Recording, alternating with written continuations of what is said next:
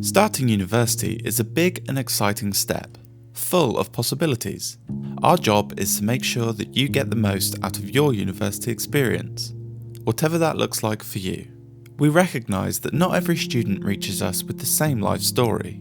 This can have the potential to impact on your university journey, whether it's due to seen or unseen, mental or physical health, or a disability.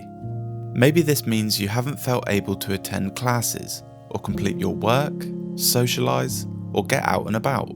Maybe you find yourself falling out with others, feeling angry, dejected, or irritable. Whatever the case may be, there is a lot we can do to help support you. We can introduce reasonable adjustments, provide mentoring or study support, counselling services, well-being advice, signposting to other healthcare providers, and so much more.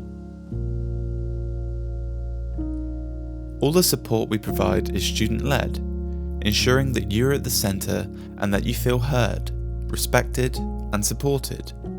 We work with as many of the right people at the right time to ensure that everything is considered and all options and information is given. Student support is here to ensure that the staff and students feel valued and protected. We do this by making sure we work across Arts University Plymouth and with external services where necessary.